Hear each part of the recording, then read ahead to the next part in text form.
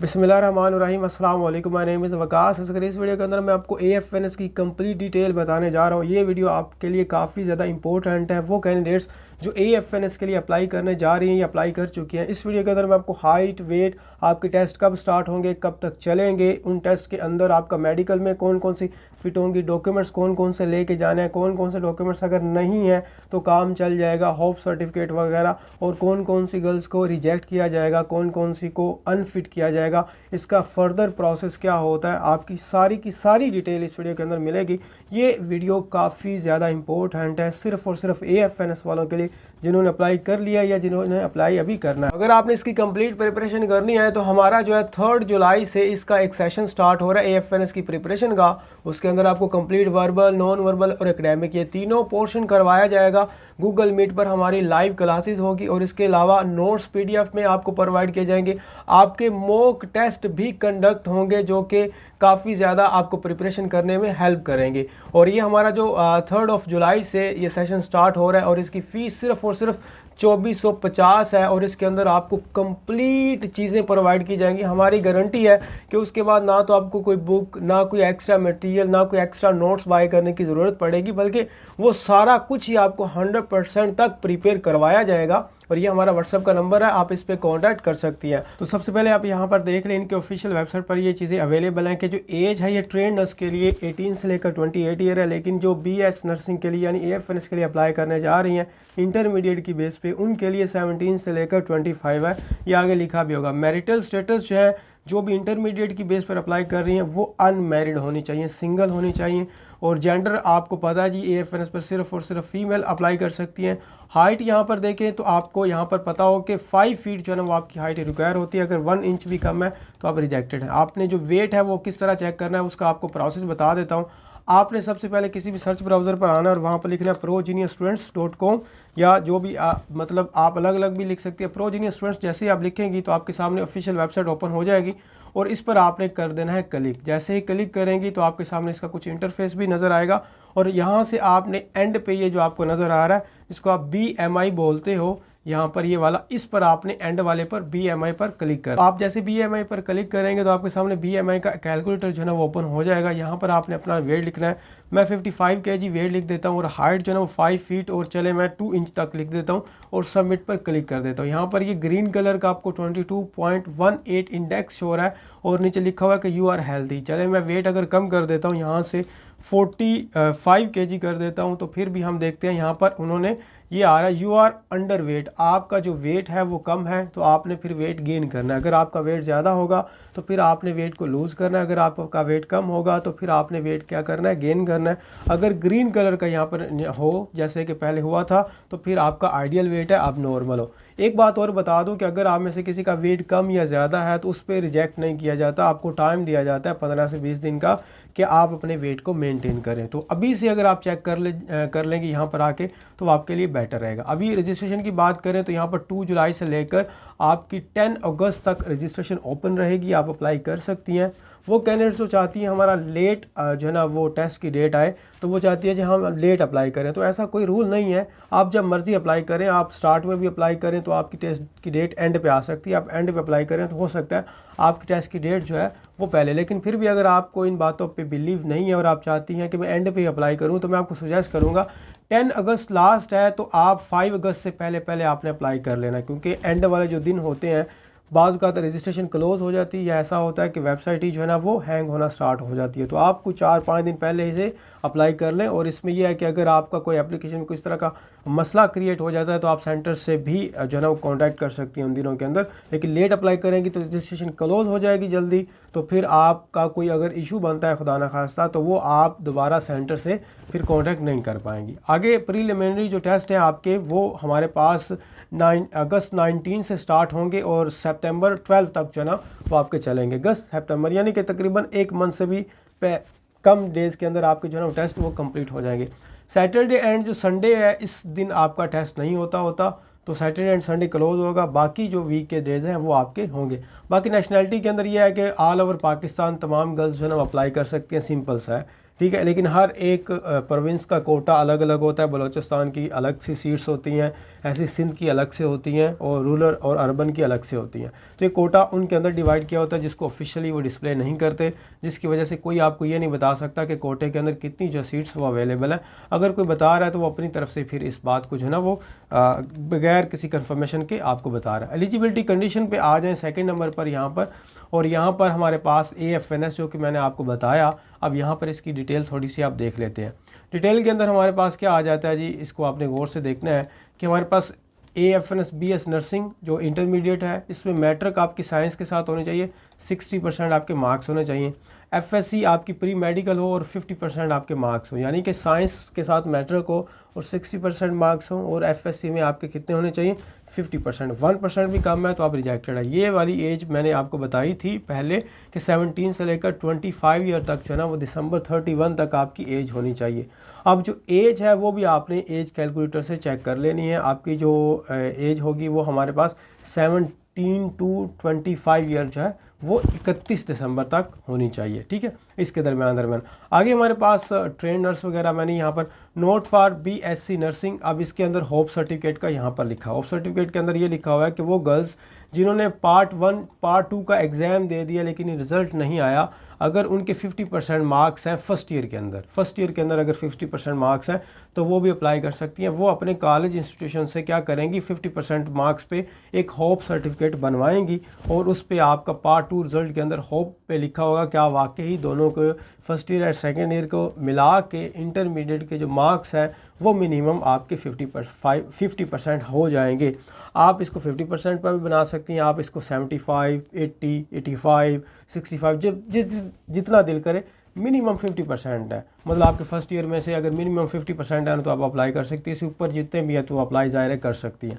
Hope certificate आप अपने college में जाएं और वहाँ पर प्रिंसिपल या जो भी क्लर्क हैं उनसे आप बात करें कि मुझे होप सर्टिफिकेट चाहिए, और उसके बाद फिर आपने वहाँ से सिग्नेचर भी करवाने हैं उनसे प्रिंसिपल से, तो वो आपको फिर बना देंगे। आगे जी नोट फॉर ट्रेन नर्सेज, ये ट्रेन नर्सेज के लिए खैर हम इंटरमीडिएट की बात कर रहे हैं तो इसलिए मैंने इसको जो है ना ये वो खुद पढ़ लेंगी।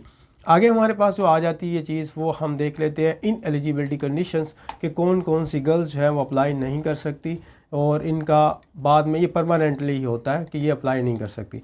चलिए हमारे पास यहाँ पर सबसे पहला जो रूल लिखा हुआ है वो ये लिखा है कि अगर आप मेडिकली अनफिट हैं बाय अपील मेडिकल बोर्ड, यानी कि आपने आर्मी नेवी एयरफोर्स के अंदर पहले टेस्ट दिया, वहाँ पर मेडिकली आपको चेक किया गया, मेडिकल चेक करने के बाद उन्होंने कहा आप मेडिकली अनफिट है, तो फिर वहाँ से आप अब दोबारा अप्लाई नहीं कर सकती। परमानेंट की बात कर रहा हूँ, टेम्परेरी अनफिट हो जाती हैं गर्ल्स जिसका कैरिंग एंगल का थोड़ा सा इशू बनता है या नी नोकिंग का इशू बनता है या कोई और इस तरह का इशू बनता है, तो वो टेम्परेरी होती है, परमानेंट वाली अप्लाई नहीं कर सकती। आगे यहाँ पर इसका मतलब ये है कि आप आर्मी नेवी एयरफोर्स के अंदर पहले आपकी ज्वाइनिंग थी और किसी पॉलिसी को वायलेट करने की वजह से आपको वहाँ से डिबैरिड कर दिया गया, मुअत्तल कर दिया गया, निकाल दिया गया, डिसमिस कर दिया गया, तो फिर आप यहाँ पर ये लिखा हुआ है कि कौन कौन सी बिना पर हो सकता है। ग्राउंड ऑफ डिसिप्लिन, आपने डिसिप्लिन का कोई ख्याल नहीं रखा, या किसी कैरेक्टर की वजह से, मेडिकली इनएफिशिएंसी की वजह से, और आपकी प्रोफाइल वहाँ पर वीक थी, मतलब आपने टास्क कंप्लीट नहीं किए, या आपने डिक्लेयर्ड अनसूटेबल आप इस जॉब के लिए सूटेबल, अगर इन रीजंस की बिहाफ पर आपको वहाँ से रिजेक्ट किया गया किसी भी गवर्नमेंट इंस्टीट्यूशन से या फोर्सेस इंस्टीट्यूशन से, तो फिर आप दोबारा किसी भी इंस्टीट्यूशन में अप्लाई नहीं कर सकती। बाकी यहाँ पर ये गवर्नमेंट का भी लिखा हुआ है, अगर आपने गवर्नमेंट में आपको जो है ना वो रिजेक्ट किया गया, सर्विस से बाहर किया गया, तो भी आप रिजेक्ट नहीं जो ना अप्लाई नहीं कर सकती। For BSc nursing candidates are registered, ठीक है, ये उनका ट्रेंड वगैरह का है। तो ये हमारे पास होगी चीज़ें, आई होप आपको इसकी समझ आई होगी। अब हम जो है ना अपना नेक्स्ट प्रोसेस यहाँ पर देखते हैं कि और कौन कौन सी चीज़ें जो है ना हमारे पास मौजूद है। अब यहाँ पर देखें हमारे पास जो आगे रजिस्ट्रेशन एंड प्रीलिमिनरी सिलेक्शन है उसको आपने देखना है कि आपका ये सारा प्रोसेस किस तरह होता है। इसमें नंबर 1 पे हमारे पास है कि आपने क्या करना है, सबसे पहले आपने करनी है अपनी रजिस्ट्रेशन। अब रजिस्ट्रेशन के अंदर क्या क्या हमारे पास चीज़ें लिखी हुई हैं, वो यही है कि आपने अपने आर्मी सिलेक्शन या कहीं पर भी अपना ऑनलाइन जो है रजिस्ट्रेशन कर सकती हैं। ये आपको लिखा हुआ है कि आप अपनी ऑफिशियल वेबसाइट पर पाकिस्तान आर्मी की www.joinpakarmy, जिस पे अभी मैं ये आपको सारा कुछ बता रहा हूँ, इस पे आपने जो है वो क्या करना है, आके रजिस्ट्रेशन करनी है अपनी सारी। और उसके बाद ये आपको candidates must attain working knowledge of computer as registration test will conduct on computers. आपका टेस्ट होगा कंप्यूटर पर, आपको कंप्यूटर का थोड़ा सा नॉलेज होना चाहिए। इसमें कोई इतना नॉलेज ना भी हो तो वहाँ पर आपको इन्विजिलेटर जो है ना वो गाइड कर देते हैं, ब्रीफिंग भी करते हैं। आगे हमारे पास ये वाला कुछ डॉक्यूमेंट्स वगैरह हैं। कैंडिडेट्स में report eight nearest army selection, मतलब आपके पास जो भी करीब आर्मी का रिक्रूटमेंट सेंटर है वहाँ पर आपने टेस्ट देना है, और जो भी आपकी रोल नंबर स्लिप है वहाँ पर ये लिखा होगा आपके टेस्ट सेंटर का नाम, और वहाँ पर डेट और टाइम मेंशन होगा, वो आपने उस टाइम पे पहुंचना है। और टेस्ट में आपके जो है ना, यहाँ पर देखें, यहाँ पर ये रॉन्ग लिखा हुआ है। इसकी वजह ये है कि ये जो फॉर्म है ये PMA से उठाया गया, और PMA के अंदर वहाँ पर ये लिखा हुआ है कि इंग्लिश है, मैथ है, पाक स्टडी, इस्लामिया, तो जनरल नॉलेज। AFNS के अंदर ये वाला सिलेबस नहीं होता। AFNS के अंदर इंग्लिश होती है, फिज़िक्स होती है, केमिस्ट्री होती है और बायोलॉजी होती है। बाकी कोई पाक स्टडी, कोई इस्लामिक स्टडी, कोई GK नहीं होता। ये फॉर्म वही यहाँ पर आके इंडेक्स किया गया है, तो इस वजह से इन्होंने थोड़ी बहुत चेंजिंग की और ये चेंजिंग करना भूल गए हैं, लेकिन आपका ये सिलेबस नहीं है, ये रॉन्ग लिखा हुआ है। आपका टेस्ट होता है, टेस्ट के बाद जो है ना आपका फ़िज़िकल तो नहीं होता, मेडिकल टेस्ट होता है। देखें ना यहाँ पर फिज़िकल लिखा, आपका मेडिकल टेस्ट होगा। मेडिकल टेस्ट में क्या क्या चीज़ें चेक की जाती है, कुछ बेसिक चेक किया जाता है, जिसके अंदर आपका कैरिंग एंगल हो सकता है, आपके जिस्म पर कुछ तरह के कट के निशान तो नहीं है, आपकी नी नोकिंग चेक होती है, आपकी फिंगर्स वगैरह सही काम करती है, आपको बोलना, वहाँ पर कुछ भी वर्ड्स कहते हैं कि बोलने, आपकी ज़ुबान जो है वो भी चेक की जाती है कि कोई इस तरह का पॉजेज़ वगैरह तो नहीं ले रही। तो ये छोटा मोटा जो है ना वो आपका वहाँ पर मेडिकल, इनिशियल मेडिकल होता है। आगे आपने अपनी जो है ना रोल नंबर स्लिप वगैरह चेक करने के लिए यही इसी वेबसाइट पर आपने आना है। ये सारा कुछ वही लिखा हुआ है कि exact date of exam will be printed on your exam slip. Roll number slip मतलब आपकी जो डेट और टाइम मेंशन होगा वो एग्जाम स्लिप पर होगा। बाकी जो है ना यहाँ पर लिखा है written intelligence test will be based on multiple choice question from English math, ये आपका मैंने बताया गलत लिखा हुआ है। बाकी ये सारा मल्टीपल चॉइस क्वेश्चन होंगे, वहाँ पर आपके MCQs होंगे, 4 ऑप्शन होंगे, उसमें से आपने ABCD में से सेलेक्ट करना होगा, और ये आपके सामने कंप्यूटर पर होगा। अब यहाँ पर the candidates declare successful in the written intelligence test will undergo medical test and interview at army selection recruitment centre. आपका जब टेस्ट क्लियर हो जाता है तो फिर उसी दिन आपका मेडिकल हो जाता है। मेडिकल के बाद तकरीबन 2-3 महीने आपको लगते हैं कॉल रिसीव करने में, तो फिर कॉल आती है इंटरव्यू की कॉल के बाद आपकी फिर एक फ़ाइनल मेरिट लिस्ट लगती है। फाइनल मेरिट लिस्ट जब आपकी अगर वहाँ पर नाम आ जाए तो फिर आपको ज्वाइनिंग लेटर आता है, और ज्वाइनिंग लेटर के अंदर फिर आपने वहाँ पर ज्वाइनिंग देनी होती है। वहाँ पर टाइम और डेट जो है वो मेंशन होती है कि आपने कब जो है ना वो अपनी ज्वाइनिंग देनी है।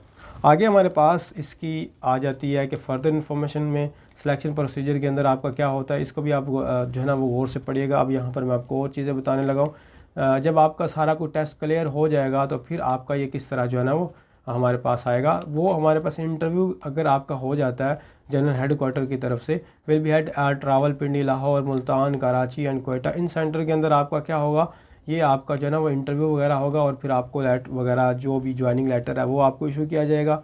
और सक्सेसफुल कैंडिडेट्स विल रिसीव आप नोटिस फॉर द इंटरव्यू, मतलब इंटरव्यू के लिए जो भी पास हुई हैं कैंडिडेट्स, उनको इंटरव्यू में हर एक कैंडिडेट को कॉल नहीं आएगी, ठीक है। इंटरव्यू में वो आएगी जिनकी ओवरऑल परफॉर्मेंस जो है वो अच्छी थी और वो मेरिट पर पूरा उतरी हैं। The final selection will made at general headquarter GHQ, जिसको कहते हैं on the basis of candidates overall performance.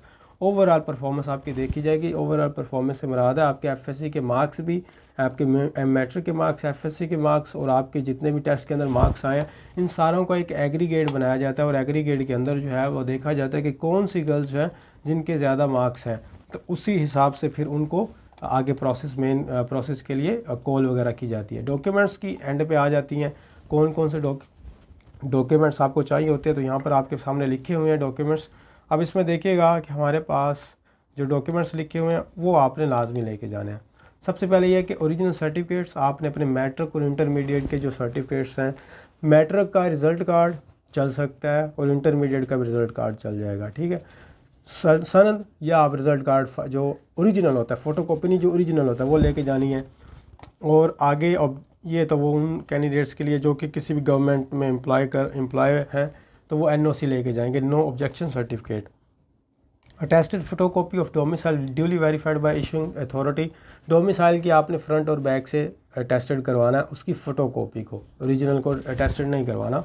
और photocopies of computerized national identity card, आपने अपनी ओरिजिनल भी लेके जाना है और साथ में उसकी आइडेंटिटी कार्ड भी की फ़ोटोकॉपी भी लेके जानी है, और वो भी आपने क्या करना है, उसको भी रजिस्टर आपने टेस्टेड करवा लेना। 3 कलर्ड फ़ोटोज़ ड्यूली अटेस्टेड, आपने 3 फ्रेश फ़ोटोज़ लेके जानी जो फ्रंट और बैक से आपकी अटेस्टेड होनी चाहिए। और उसके बाद ये आपका ये क्रॉस पोस्टल जो ना ऑर्डर है वो बाद में आप लेके जाओगी, वो उसके बारे में आपको बता दिया जाएगा। आगे मज़ीद ये वाली हमारी कुछ इन्फॉर्मेशन थी, आपको जो जो चाहिए होगा वो यहाँ पर मैंने आपको बता दिया। और इसमें आगे एंड पे एडिशनल इन्फॉर्मेशन के अंदर कुछ लिखा हुआ है, उसमें यही है कि आपने कुछ फॉर ट्रेनर्स, ये ट्रेनर्स के लिए, और for BSc 4 ear training at AFPGMI Rawalpindi, CMH Lahore, CMH Kharian Multan Bahawalpur Quetta and PNS Shifa Karachi. In institutions के अंदर आप 4 साल ट्रेनिंग करेंगी, ठीक है, जिसमें आपकी स्टडी भी होगी, आपकी प्रैक्टिकल वर्क भी होगा। उसके बाद आप फाइनली क्या करेंगे, finally selected candidates will be required to sign a bond to serve the army for minimum period of 10 years, मतलब 10 ईयर तक आपने जो है ना वो for BSc nursing before the commencement of the training, आपने ट्रेनिंग से पहले 10 ईयर का एक बॉन्ड जो है ना वो साइन करना है। इसका मतलब यह है कि आप आर्मी के अंदर 10 साल तक सर्विस देंगी और 10 साल में आप कहीं और पर इसको जो है ना वो अपनी यहाँ से रिज़ाइन नहीं कर सकती, आपको पाकिस्तान आर्मी के अंदर सब करना पड़ेगा। ये हमारा कंप्लीट प्रोसेस था जिसके अंदर हमने कोर्स की प्री रिक्वेस्टिस देखी, एलिजिबिलिटी कंडीशन देखा, और उसके बाद इन एलिजिबिलिटी कौन से एलिजिबल नहीं है, रजिस्ट्रेशन का क्या प्रोसेस है, फर्दर सिलेक्शन के अंदर, और डॉक्यूमेंट्स रिक्वायर और एडिशनल इन्फॉर्मेशन। ये हमने 2 और 2 4 और 6 मतलब टोटल हमने इनकी रूल्स को देखे, और उनके अंदर और भी रूल्स थे। ये आपको पढ़ना चाहिए था फॉर्म, मैंने थोड़ा सा आपको एलेबोरेट किया, आप ख़ुद भी पढ़ सकते हैं इनके ऑफिशियल वेबसाइट पर। कोई और बात पूछने वाली कमेंट बॉक्स में पूछ सकती है। मुझे दीजिए इजाज़त, अल्लाह हाफिज़।